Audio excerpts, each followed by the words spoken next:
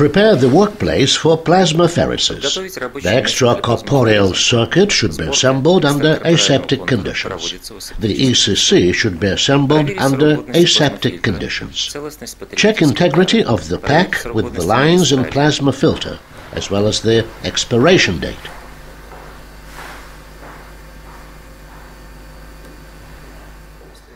Open the packs and lay out the lines and the plasma filter on the assembly table.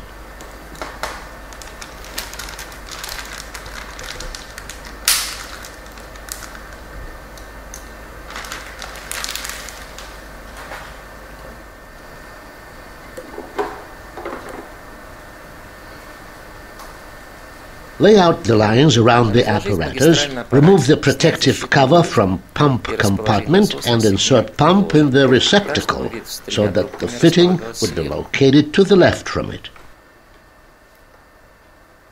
Put the protective cover back. Open the cap of the left electromagnetic valve and fix in it blood draw line, physiologic saline supply line and anticoagulant supply line. Close the cap of the left electromagnetic valve.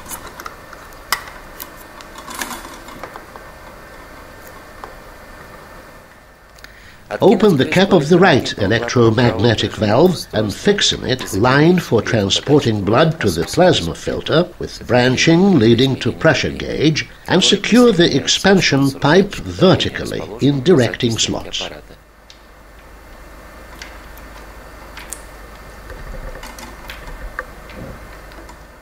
Secure the elastic dosing bag in the required slot of its installation unit.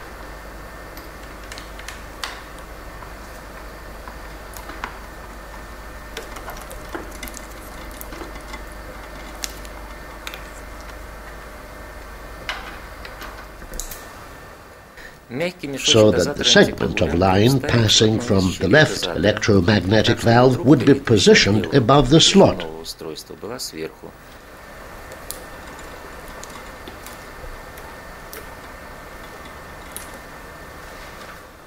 Pass the other segment of the physiologic saline supply line through the right electromagnetic valve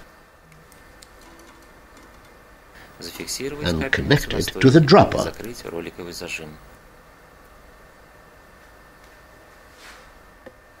Secure the dropper for the physiologic saline at the support stand for the filter holder and close the adjustable clamp. Insert the air trap with an ultrasound sensor in it, the middle area of which should be preliminary greased outside with Vaseline or lanolin, into the circular socket of filter holder.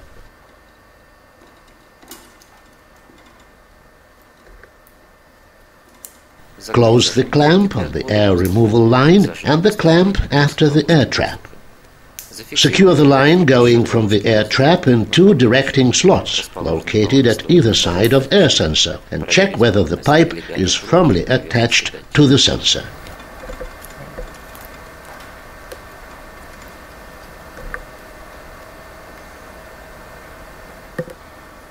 Close the clamp on the blood draw line.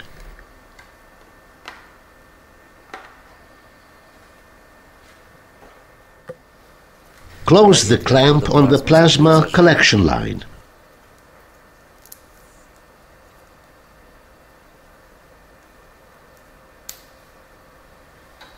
Secure it in the right electromagnetic valve.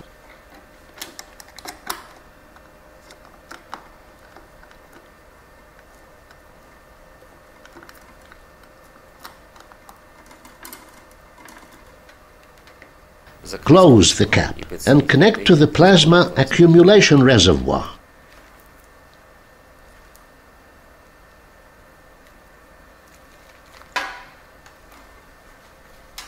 Secure the hook on the digital spring balance.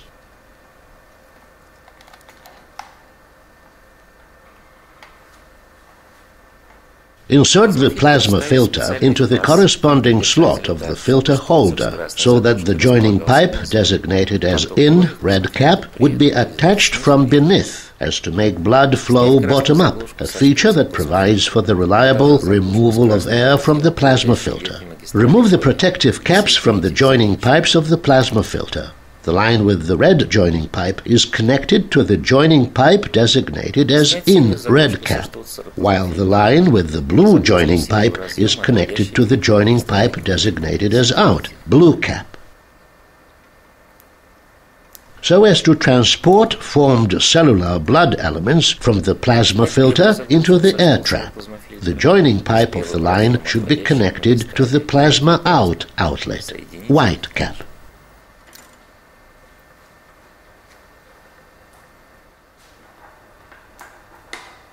Check whether all the clamps of the system of lines are closed.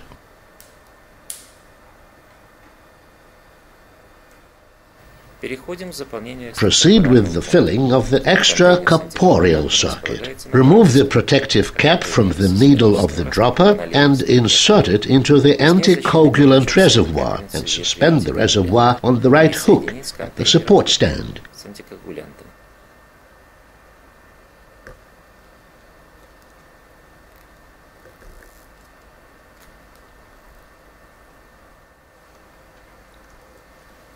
After which, fill the dropper to half its volume.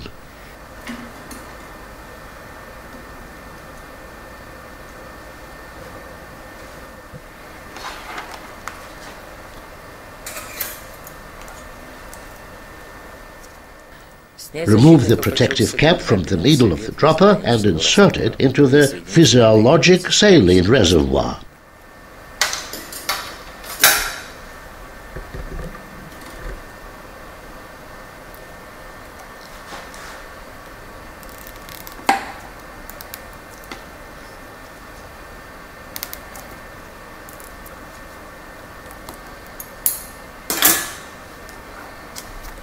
And suspend the reservoir at the left hook at the support stand, after which fill the dropper to half its volume.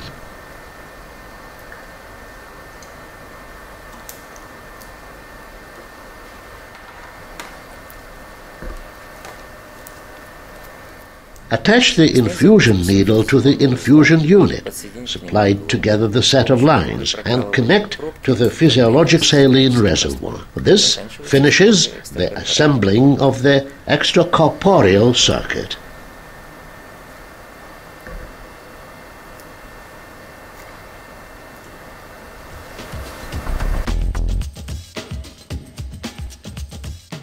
Filling the extracorporeal circuit.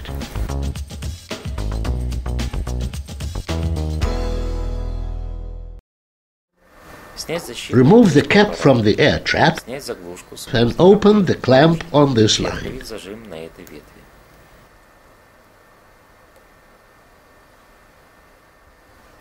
Open the adjustable clamp to allow the anticoagulant to fill the line.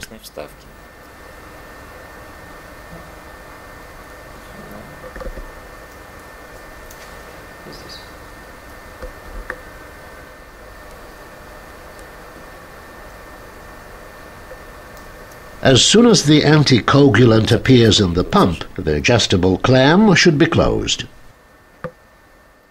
The adjustable clamp on the physiologic saline line should be opened to fill the line.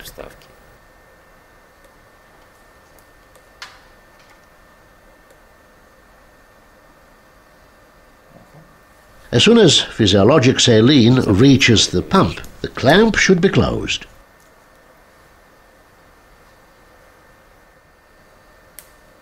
Open the clamps under the air trap and on the blood draw line.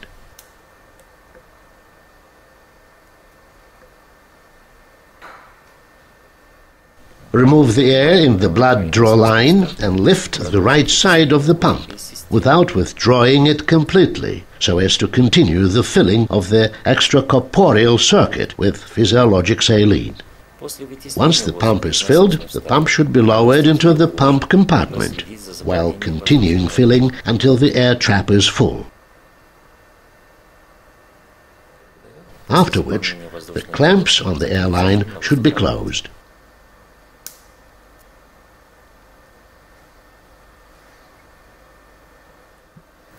put the protective cover back. Switch on the apparatus by flipping the main switch into position 1. The display should flash Track Poor Technology, while left LED should light up red. Push the start button and continue filling the extracorporeal circuit with physiologic saline so as to displace air from all its segments. To completely remove the air from the pump, it is necessary to lift its right side. To perform the same operation for the air trap, it is necessary to close the clamp on the air trap and open the clamp on the air line, and wait until the liquid appears from the trap's joining pipe, after which the clamp on the air line should be closed, while the clamp on the air trap opened. After checking that the extracorporeal circuit is filled completely, push the stop button. Make sure that no air is present in the pump. Push the procedure pumping button. The apparatus is switched to the procedure mode, in which both the air sensors are working.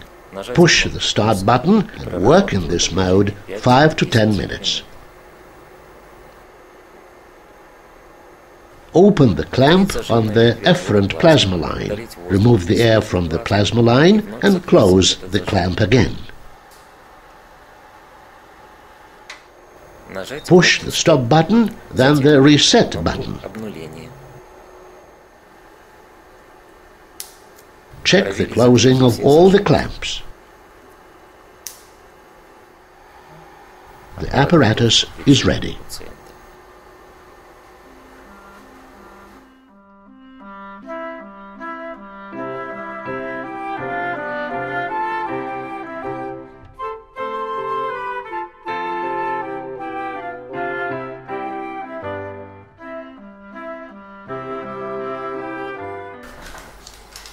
So the device is ready and the patient is here. We put the cuff of the blood pressure monitor on.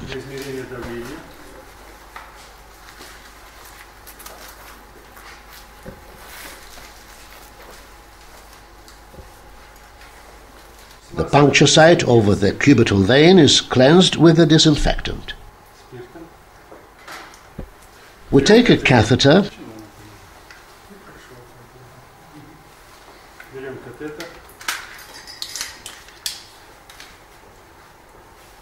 catheterize the peripheral cubital vein,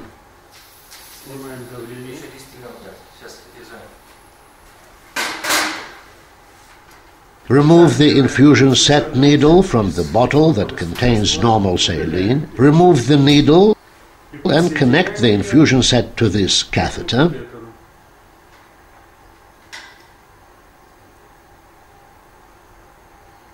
Fix the catheter with adhesive plaster.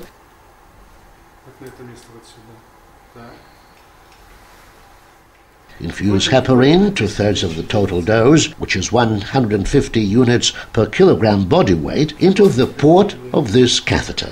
The device is now ready for the procedure. We turn it into the procedure regime.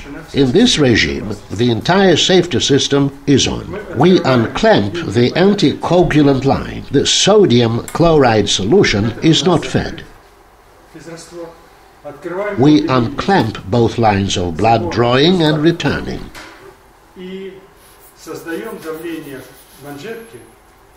Increase the pressure in the cuff to 20-30 millimeters of the mercury and turn the device on.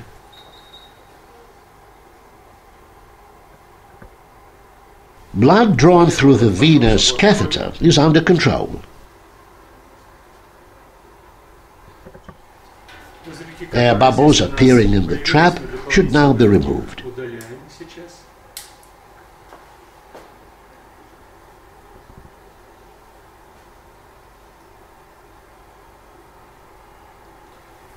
We're waiting until the plasma filter is filled with blood, ready. The efferent plasma line can now be unclamped. We open the clamp on the efferent plasma line. You can see plasma flowing into the plasma collection reservoir. Plasma volume is controlled by the electronic balance. This is the blood drawing line. Blood flows through the pump,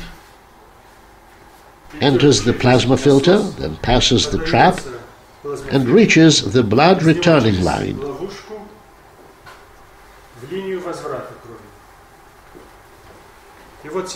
Now we put the blood returning line into the slot of this chamber, designed to irradiate blood with red laser light.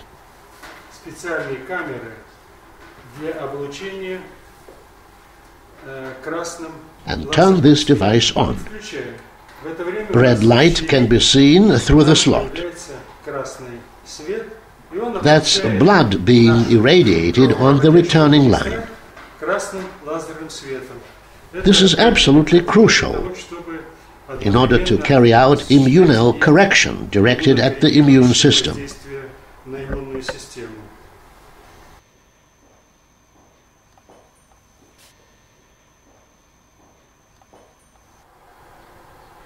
In the blood returning phase, the right indicator is alight. The necessary volume of anticoagulant flowing out can be observed as a trickle in the filter.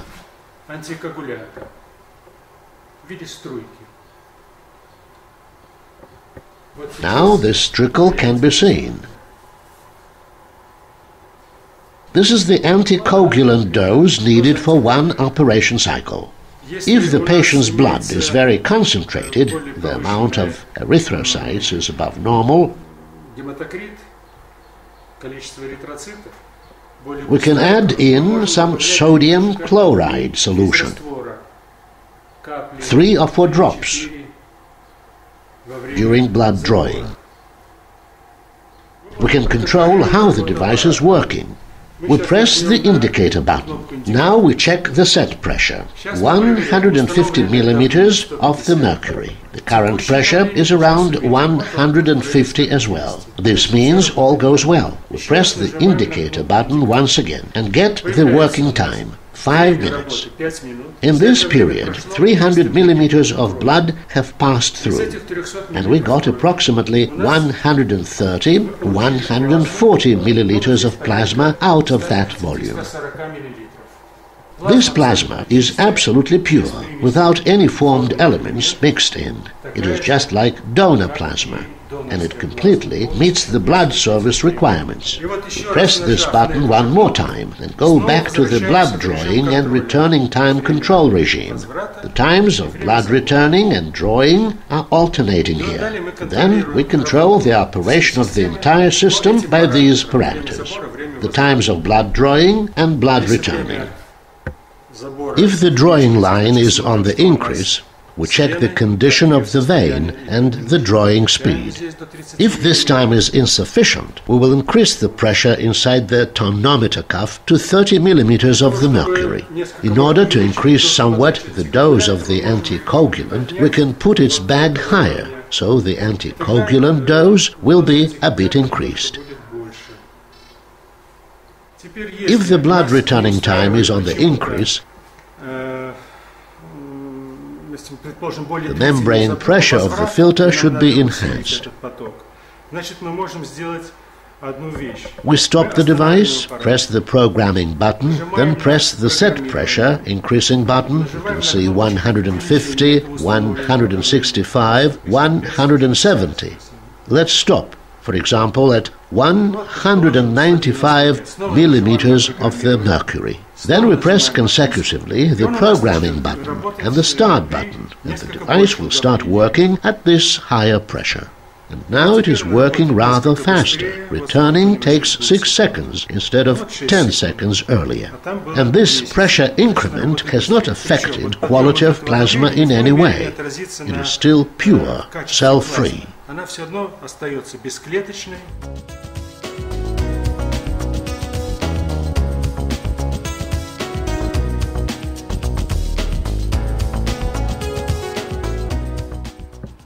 So the plasmapheresis procedure has come to an end.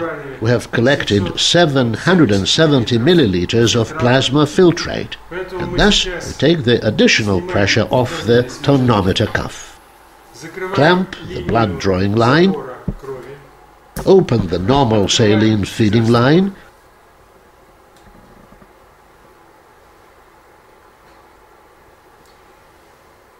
shut the anticoagulant feed,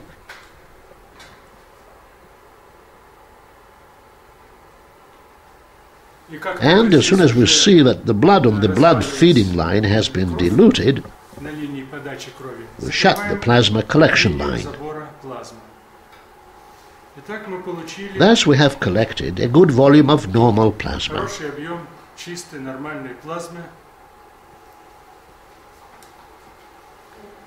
Now replace the taken volume with the sodium chloride solution left in this bag.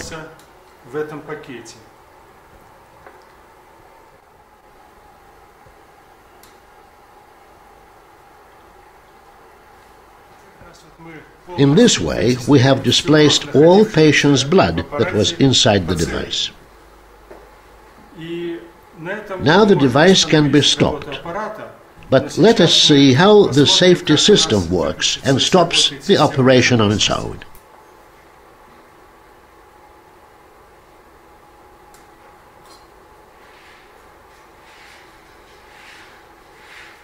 The expelled air can be seen. Here it goes inside the trap, reaches the ultrasonic sensor,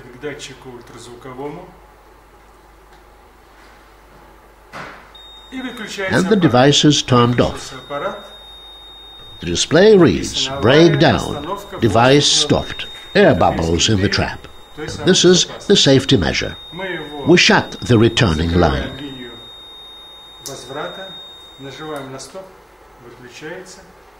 So we have completed the whole task. We remove the catheter out of the vein and apply a compressive dressing.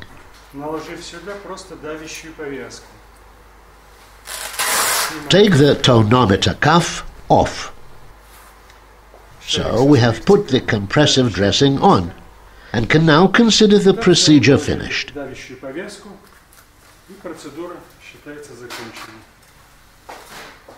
Let's measure the blood pressure on the other arm.